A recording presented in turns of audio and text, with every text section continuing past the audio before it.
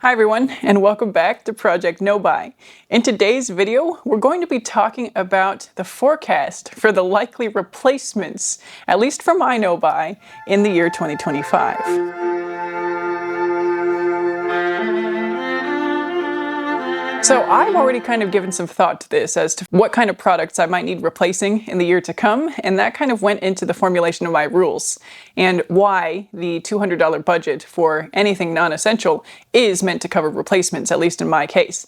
And this it will become clear why this is so doable when I go through the things that I used up last year, as well as the backups I still have to get through in 2025. So this is kind of a guess how many things I actually needed to replace in 2024 question video, and also maybe a reality check as far as the products that I will and won't need to replace. I recommend you can do this too with me if you want to, or just, think about it as I'm going through mine.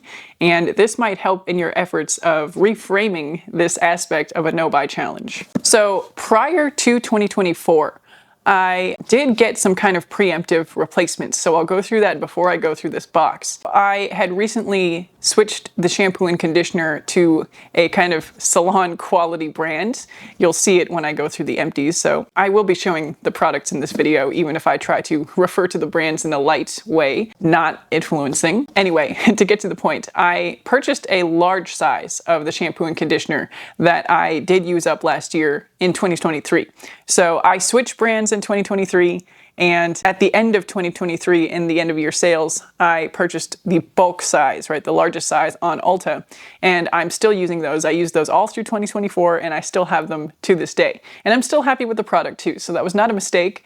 I'm still probably going to repurchase that same brand of shampoo and conditioner. Maybe not even the conditioner actually, because I do find that I'm going through the shampoo a lot more quickly, and I often opt to skip the conditioner anyway, so maybe that was a learning point where I can actually cut the costs of my hair care in half by not using the conditioner. I actually don't foresee needing to replace that in 2025 because I still have probably over half of the bottle. They're opaque, so I can't really see, but I probably have all that I need to last even another year.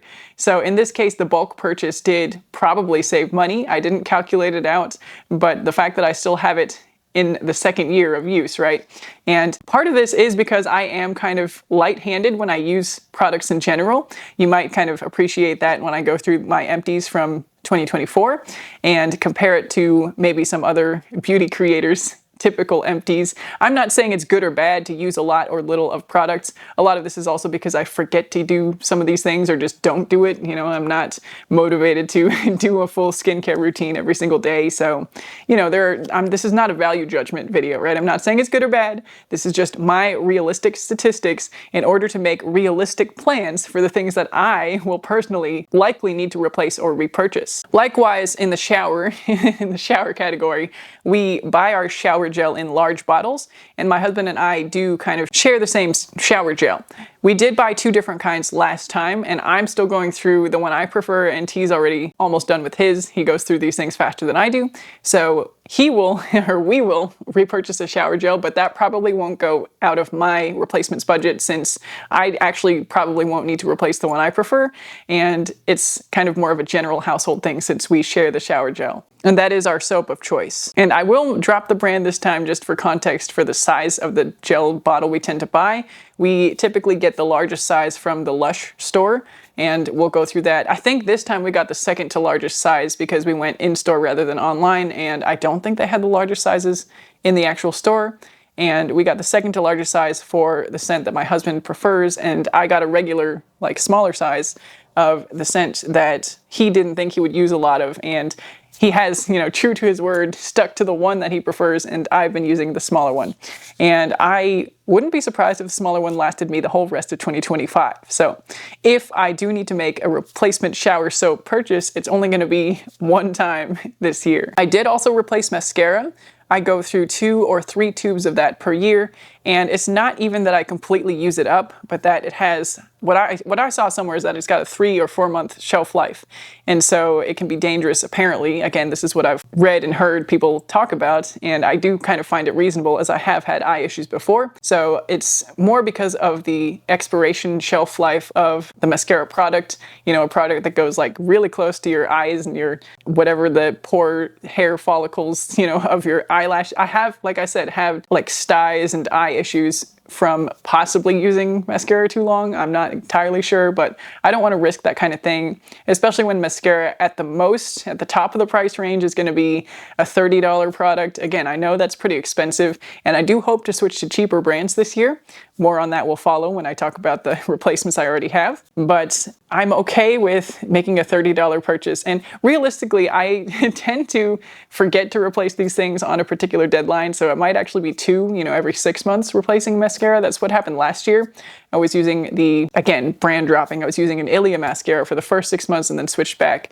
Or it was the opposite way around. I was using Lancome and then switched to Ilia, and then in January or the very end of last year, switched back to the Lancome mascara that I was using before. So it's kind of 2 to 3 tubes per year. And I think I was not getting as many empties of products, so I don't think the mascara tubes ended up in this box, but we'll wait and see. If they're not there, you just know I verbally told you that I used up 2 tubes of mascara last year. Toothpaste. I use a prescription toothpaste, so when I go to the dentist, I will get a refill for that prescription, and typically I don't use even a full 2 tubes of that per year. So it's gonna be like 1.5 or something like that. And brushing twice a day. I do use sometimes a Sensodyne toothpaste in the morning. Again, brand dropping, but I'm hopefully not influencing you with toothpaste. Hopefully that's not a sexy, attractive, aspirational purchase to be making. But I do sometimes alternate and use a Sensodyne in the morning with a manual toothbrush and my prescription at night with the electric toothbrush. So I don't use the same toothpaste all the time, but I do still not tend to need many replacements with that. For work, so non-health and beauty products. For work, I do need viola strings and at least 1 bow rehair per year. At least 1, but not more than 2, let's just say. And I can stretch out a bow rehair, especially if I can't get it to somebody I trust to do the rehair. Typically, it's just been 1 per year that I'll get done when we get to either do a road trip, or my dad will take the instruments when he visits from New Zealand. He'll take them to Minneapolis, where he knows one of the instrument makers, instrument luthiers there. And that's a once yearly replacement type purchase that was not in my $200 a month budget because it is directly related to work. So the health and beauty are non-essentials that are also not related to work, or debatable essentials. There will be things like moisturizer that can improve your quality of life if you're having issues with dry skin. But these things are still in the category of being able to be managed in my $200 a month budget for all non-essentials, whereas the viola strings and the rehair are not. So if I were to try to budget that out of the $200 a month, the yearly supply of strings, I think I shared this last year, was something like between $500 and $600 just for the strings alone, and then the rehair would be $100 plus, maybe $110. It depends where you get it done. On top of that, so what is that, like $700 that I would have to then parse out through a monthly budget? It just doesn't make sense, and it does directly affect the quality of my job, my work. So anyway, that plan is to do something similar again, to get kind of the bulk order of strings in November. I probably will only need to get 4 sets on a yearly basis. I think I got 5 this past year. I think it's partly just the scarcity mindset striking again and wanting to always have a backup at all times, and they were on sale and whatever. But I will use them if I get to the point in November where I'm ordering and I only need 3. I'm going to try to keep it more manageable. But I will probably do that again where I make the year's supply order in November when they go on the biggest sale of the year.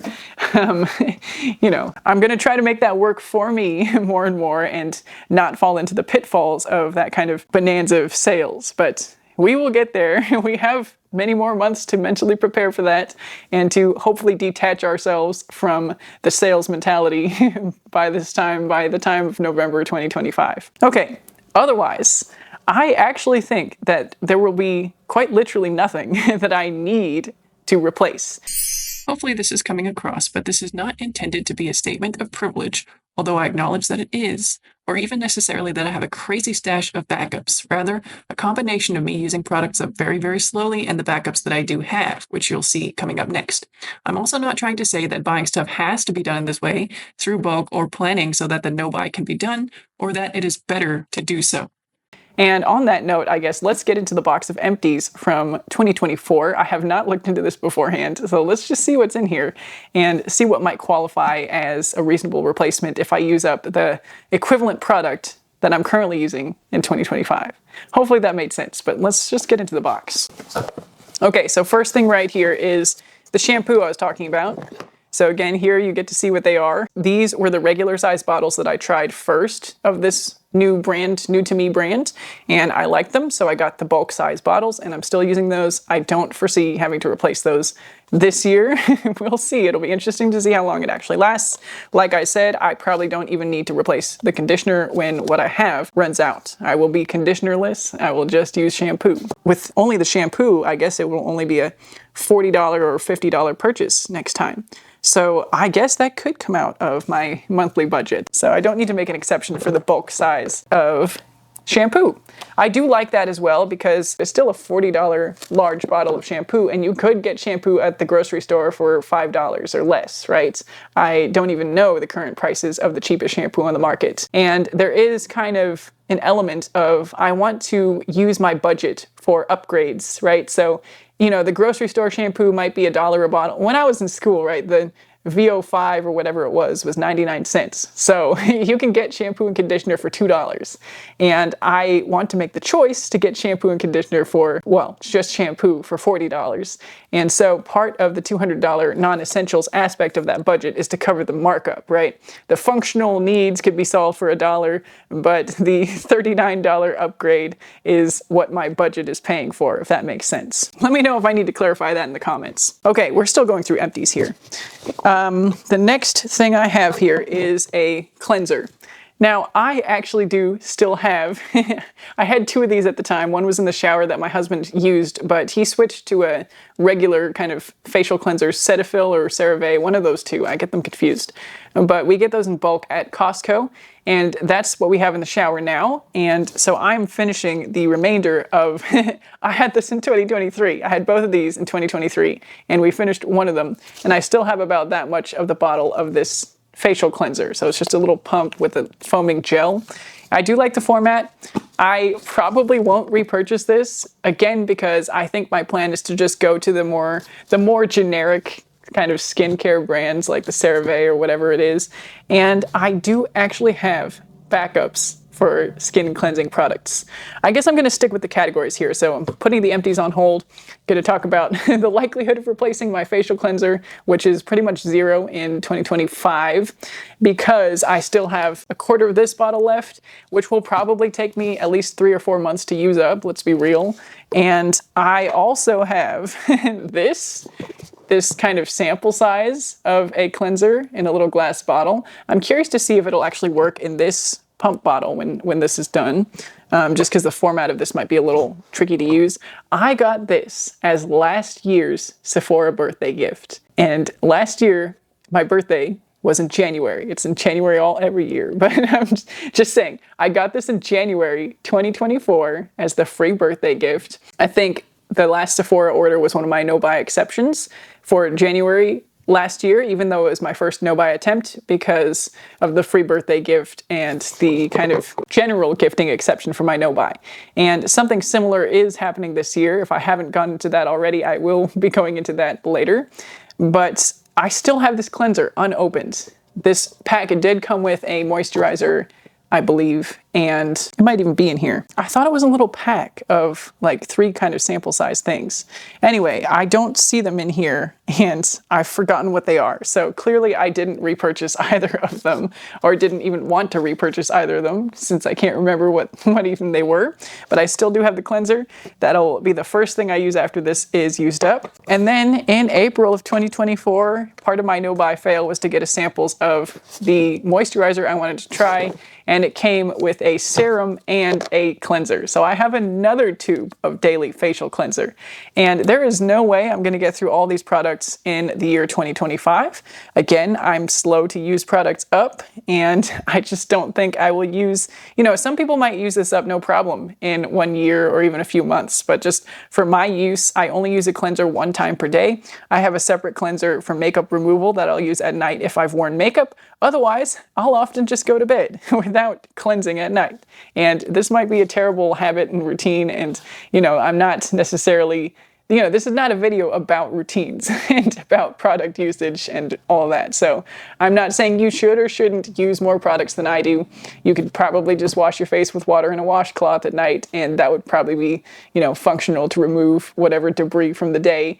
I don't always do that, but if I have worn makeup that day, then I will cleanse with a different makeup removing cleanser that I also don't foresee having to replace in 2025 because I don't wear makeup every day and I use small amounts of these products when I use them. That is something else I have in here. This is a makeup removing cleanser.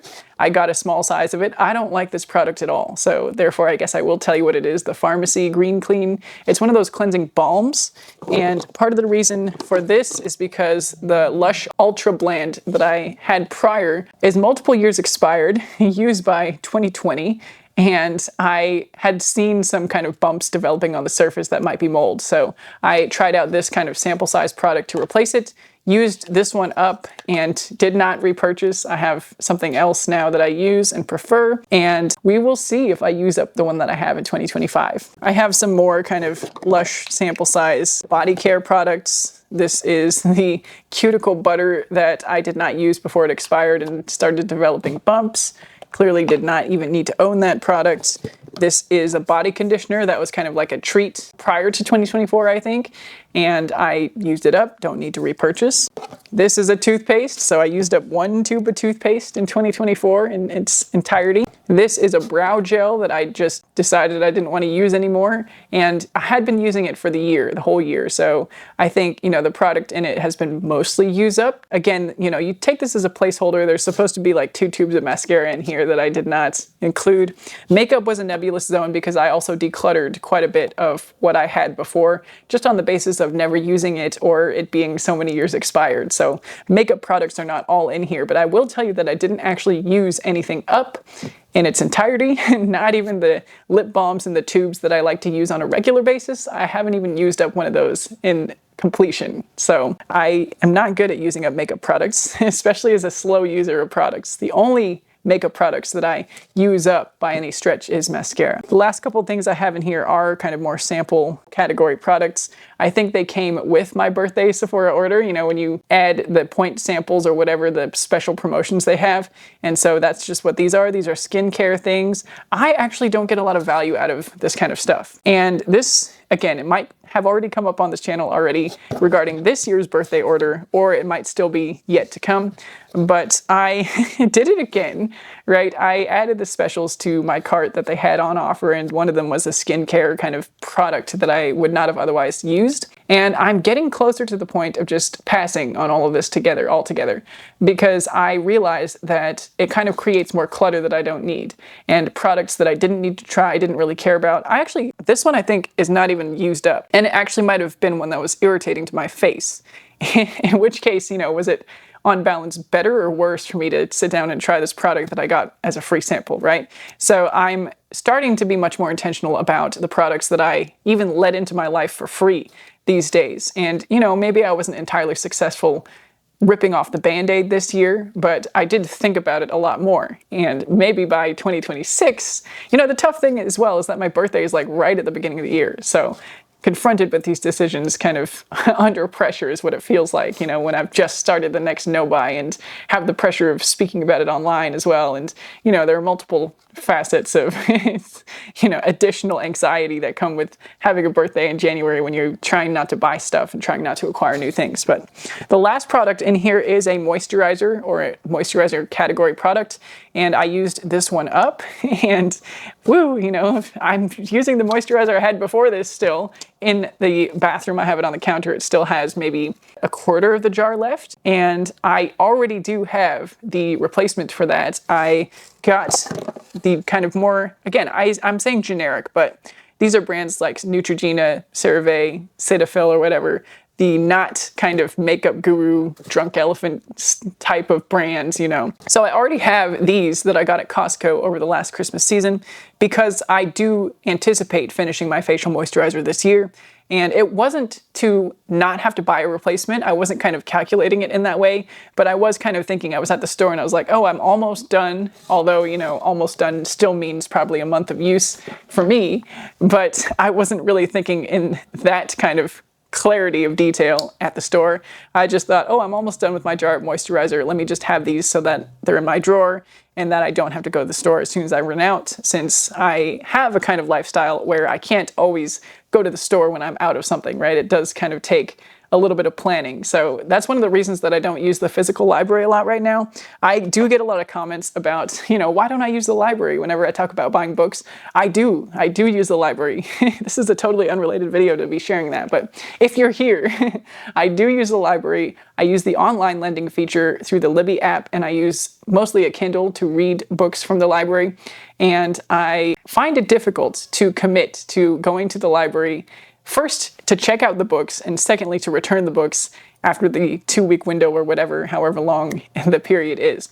And I don't feel the level of security in being able to go somewhere when I need to go somewhere other than work for various reasons right now to be able to check out a book and feel confident that if it's on hold, you know, if somebody else is on the waiting list, that I will be able to get it back there in the 2-week window without stress. So that is one of the reasons why I don't use the physical library. That being said, I don't buy books that are available. You know, I will wait on a waiting list for the online version most of the time, unless the waiting list is like 6 months plus. So I do tend to buy books that are not in my online library catalog. I do live in a relatively small city, so it's still a city, but it's smaller. And so maybe the library catalog is not as big as some of the bigger cities out there. So that's kind of the context on book buying and my book buying habits. All right, so let's get these all out of here.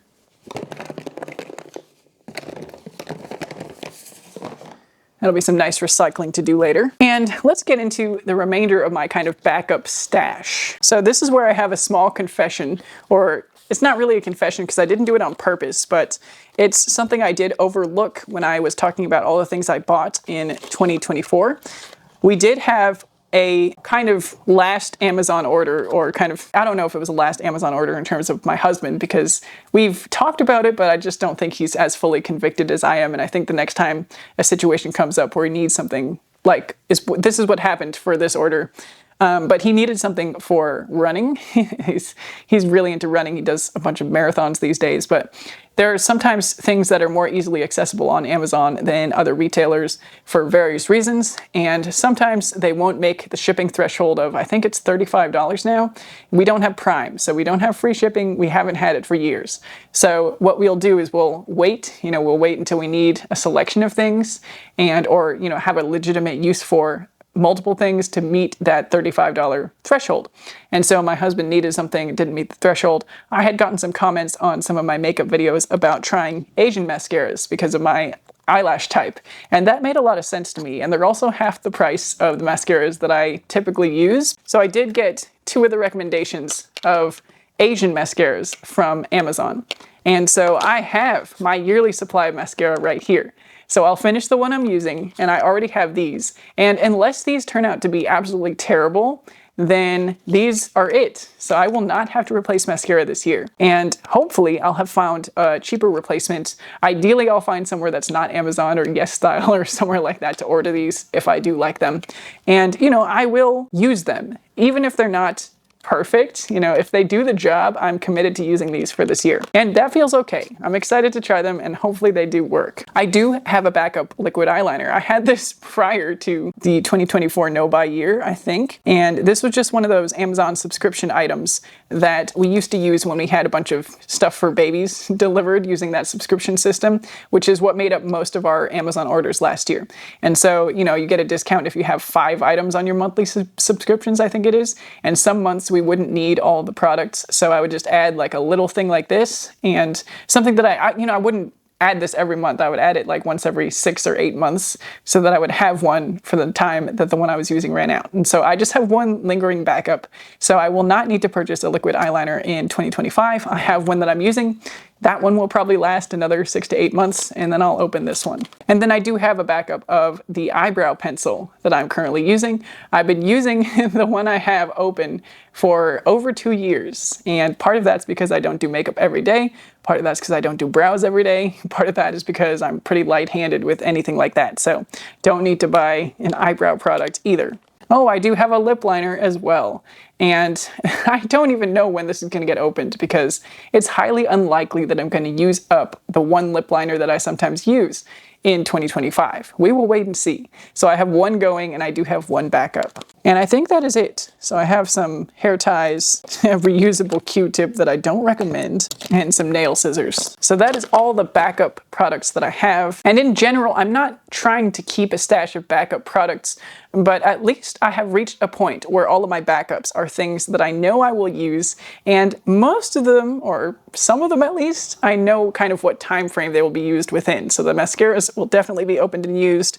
You know, the moisturizers might take a while to get through, but I will be opening this year, so it's not going to be sitting around indefinitely. Now, I did also replace my eyeshadow last year, and I also kind of cheekily bought some more eyeshadows. You'll have already seen this if you saw the video of everything that I did actually buy. And I, you know, despite not being a huge makeup person, I'm still occasionally attracted to a new makeup product. And so I have kind of allowed exceptions for gifting occasions this year, conscious exceptions, just based on the habits that I've realized have been taking place for the last few years of getting some new makeup products on Christmas and birthdays. And so those don't have to necessarily be replacements for things that I actually need. And I am going to be okay with that since the quantities are going to be within manageable, usable numbers. At least that's the intention. I have already been through the journey of looking at this for my birthday. Once again, you'll see it soon if you haven't already. And Christmas is a long time away. And so maybe by that time I will have done more of the work that needs to be done to kind of break up with wanting makeup products just for the sake of it without the demonstrable functional use. I am also tracking how many days that I tend to wear makeup. And by tracking, I don't really mean, you know, on a daily basis. I did sit down and work this out the other day, and using the month of March as a prototype, I will have 11 days that are just kind of home days, no makeup necessary, no makeup probably will be put on, like zero, absolutely zero. And 10 more days that are regular work days, where it'll be kind of what I'm wearing now, you know, light everyday look. And then 10 more days where it's a concert or some kind of performance, where I will have the opportunity, not the mandate, you know, so it could just be this, it might be zero, but it could also be something with a more heavy lip or fancy eyeshadow. And so that is kind of the use statistics that I'm looking at for this year. And over the summer, the work and concert days will go way, way, way down. So at most, there's probably 10 days a month, you know, if I average that out, 120 days out of a year, that I'm actually going to be using something like the nice eyeshadows or the bold lipsticks. And, you know, 120 days probably is not even enough to use up a full lipstick. So I have being brought down to earth. My perspective has been kind of made more concrete through these data points, I guess, through the numbers. And I am approaching with renewed vigor the efforts to not buy any kind of flashy makeup, anything sparkly that looks nice. And if I do, really, really, really keeping it within the manageable realms of the exceptions for birthday and Christmas. And by Christmas, I would love to not go crazy with acquiring anything new. The only other thing in my makeup routine that will need replacing is my tinted moisturizer foundation. And joke's on me, I've said a few times on this channel that I don't wear foundation, but I actually do, because in the kind of birthday escapade, which I'll get into in a separate video, I did realize that the product that I currently use is labeled as a foundation, so that's kind of funny. And it is almost used up. So it's not in the Empties yet, it's on my bathroom counter because I do use it regularly. And that will need replacing. And that's used definitely on every day of those 120 days that's more of a formal makeup look. Or most of those days, you know, some days I do go out with no makeup, even to a concert. It's not mandatory for our job, but it just feels better. But I do use that type of product or in my case, that exact product for each of those days. And that will need replacing. And that kind of provided the catalyst for the January makeup replacements order. A final note on the kind of replacements, makeup use, health and beauty subject here is that I've been thinking a little bit about Project Pan. And there are kind of reservations I have that come up when I think about it. It does seem a little bit like a punishment, even more so than a no-buy year, because it's maybe less focused on habit change, although that's the result, right? Habit change is kind of the result that we get when we use our stuff and make it a point to get pan or hit pan on a specific product. But it does kind of, at least in my mind, seem more like a punishment. You know, you're forced to use these products that you may or may not even want to keep using, more than the no-buy year did to me. And so I'm kind of on the fence as to whether I want to try something like that at all. But I am maybe gently veering onto that path just by having these kind of use statistics in my mind. And I do have more products than I can comfortably use in a year, in 2 years even, in 3 years possibly, you know, depending on the category of product. And I would love to kind of arbitrarily use up some of them, right? All the tinted lip balms I bought last year for Valentine's Day during my no-buy year, for example, it'd be great to use up some of those because I don't need to keep 5 of those around, even different shades and different scents or whatever. Like, I don't need 5 of those products. And I do use them regularly, but I could use with more intention to kind of get through them and get that reality check of how much use it actually takes to use up a tube of tinted lip balm. So I don't know, I am starting to think it might be practical to continue at least maybe gently keeping track of empties for 2025. And in that way, perhaps doing like some version of a Project Pan. So I don't know, if you'd be interested in seeing more specific updates regarding the beauty products, makeup products, how the Project Pan is going, what I notice myself using versus not using out of my makeup collection, you can look at my original makeup collection here. I did a declutter that showed everything that I have, and I have been updating with everything that comes in and out, so you will know. But you can check that out there. If you want to see more videos where I kind of go through the collection of what I'm using and etc., you can let me know in the comments below. So anyway, hopefully this was a good opportunity for you to assess the kinds of replacements that you will legitimately need in 2025 for Project No Buy. If you have different categories that it applies to as well. So I was focusing on consumables in this video, but it does apply to things like clothing and books and supplies as well. So apply it as necessary, you know, use your wonderful ingenuity to take this conversation and apply it to whatever categories of your life may fit. And with that, I will see you in the next one. Bye for now.